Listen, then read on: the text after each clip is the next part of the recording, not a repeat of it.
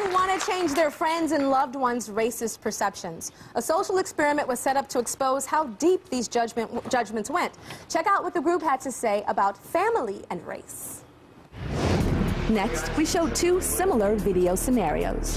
A black mother with 3 children and a white mother with 3 children. Let's see if our group feels differently about the women.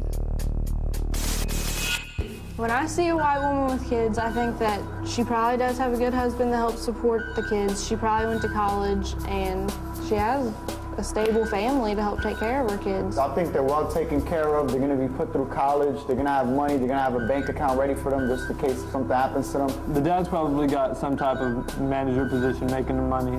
She generally will have a job, but she could also be a stay-at-home mother. She's got it made. She's white. Her skin is white. The white woman doesn't have to worry about anything. She might be on welfare if she has 3 kids because she might be too lazy to work. When I see a black woman with a lot of kids, I automatically think hood rat. I think she's on welfare, and she's also got, like, possibly a father for each of the kids. If that woman has 3 kids, all of them 3 different baby daddies, come on. Please, that's a problem to think that. When I see a black female with about 2 or 3, even maybe worse, to 4 children, I think they're definitely not going to be clothed good. They're all going to be dirty. They're going to be unfed. Please don't think that that black woman is not capable of taking care of those kids. They're not dirty. They're not shallow. They should not be looked at as dirty hood rat children, and neither should that woman. That's the stereotype that is associated with, you know, African. I'm not thinking that way because I'm tired of how people are mistreating black folk and giving a white person the higher level and the benefit of doubt of everything. Just need to change. America's so racist, and why do we have a black president? You're not black, you don't understand. Black women take care of her family, but the black woman has to struggle. We have to work extra hard. Black women struggle to get where they're at. As for white women, don't have to worry about anything. Okay, I'm like so confused right now, and like I just find it insane that a lot of you guys were saying that that black woman looked like she was on welfare and had kids, and she had diamonds in her ears and beautiful hair slicked back, and her kids looked like they had on the most gorgeous Baby Gap / Ralph Lauren clothes. So I am like, that is crazy to me. What would make you guys say that? With seeing that, I mean, you just saw the color of her skin and went to some total negative place and didn't pay attention to anything that she had on, anything of how she was representing herself, like a professional woman, a professional stay-at-home mom or a professional working woman. Where did that come from? Christian, where does that come from, that you see welfare with a polished woman like that? Some of it's probably from the media, but personally, in my hometown, 100,000 people, I was taught to be racist. I guess, but every black woman I see is generally ghetto. My personal experience, no father figure, and if there is, then he's probably a drug addict. But I've seen personally like 3 different fathers and 3 different kids. It's just every occasion that I've seen. Okay, I don't know what neighborhood you're from, and I cannot represent that because I don't know where you're from, but you have a television, you have a connection to the media, and I think that you know, you're in college, you know that a black woman looking like that is not on welfare. And you can't say, oh, it's where I'm from and it's where I'm this and my town is so narrow, and the world is a lot bigger place, and I will not take that excuse anymore. That's just an excuse. Christian, that is an excuse. I mean, there is the internet, there is television. Back in my day, I'm older than all you guys. Back in my day, we had like 10 channels to choose from. You guys have like 1,000. Okay, the world is a much bigger place with so much more exposure. I think we choose to latch on to certain things. And I think it's time for us to stop making those excuses. We'll be right back. We've heard our group's racial perceptions when it comes to profiling, dating, and family. But now it's time to hear their thoughts about race and the workplace. The workplace. Check this out. Our group watched a video of a Latina and a white woman in an office setting.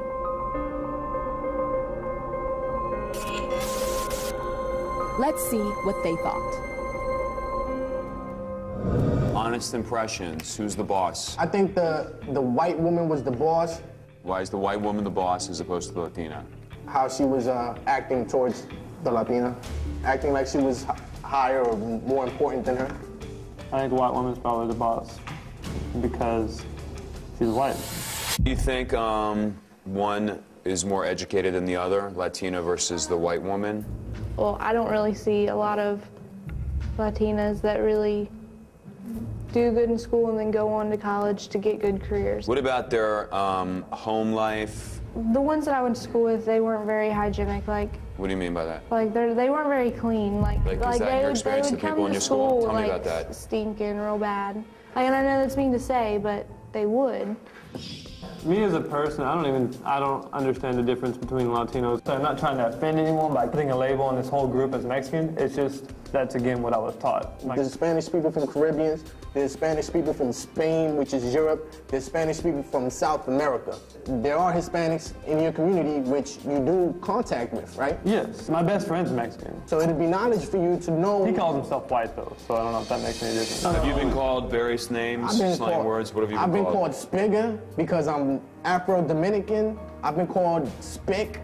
I've been called all types of names. See, like right there, okay, my grandmother will not let Mexicans or black people in her house. What type of pressure do you think that puts on your best friend? Well, I mean, that's bad, I know. That's why he calls himself white. But that's why he calls himself white, because he's trying to impress you and your family who are very ignorant. Well, see, that's the difference.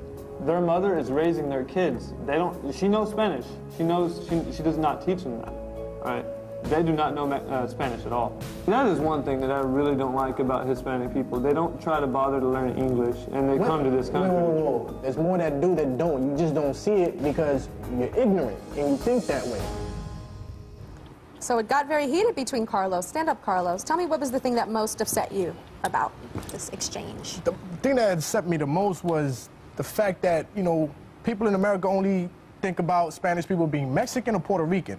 They don't see the array of colors that we do have. You know, we're beautiful people. We have, you know, from the lightest skin tone to the darkest skin tone. And, you know, talking to him just made me see how ignorant there's still a population in the world is, you know what I mean? And that really upset me, to know that people just think of Mexican and Puerto Ricans either. You know, they're dirty, they have kids, they're on welfare. That's just appalling to me. Like, that really hurts me and my people as in general, you know? Christian, when he was saying that to you and started talking about like South America and Spain and Central America, all these things that he was saying, was it like a light bulb, like, oh yeah, you're right? Well, not really, because if you see maybe in Florida over here in New York, but in Texas, the majority of Hispanics are Mexican. So No, I'm not talking. Keep going back to Texas. I know, I'm from California, so I understand there are a lot of Mexicans. Hay muchos mexicanos en Los Angeles. I understand that. But what I'm saying is... Find out! No, but what I'm saying is, did he enlighten you at all to make you understand that there are more Latin people than Mexicans? Oh yes, he's opened my eyes. Like I honestly didn't know. I knew there was Cuban, but that's it. I mean, I didn't really understand. I didn't try to educate myself that and there you're was. In college? Yes. What year in college? Freshman. What college? You're a freshman. That ain't no excuse, child. I'm sorry. Everybody's like, oh, he's a freshman. Okay, let's give him some. Okay, there's Cubano, Dominicano, Mexicano, Colombiano, Venezuelano. Is this a whole lot of people? Salvadorian. Yeah, I mean, it goes on and on and on. Peruvians. Brazilians. Brazil. I mean, it goes on and on. It does. There's like all different types of Spanish. And there's some people in Spain that look like me. Yes. But they're Spanish. I don't know if there's anybody look like you, Tyra. Well, you know. We'll be right back.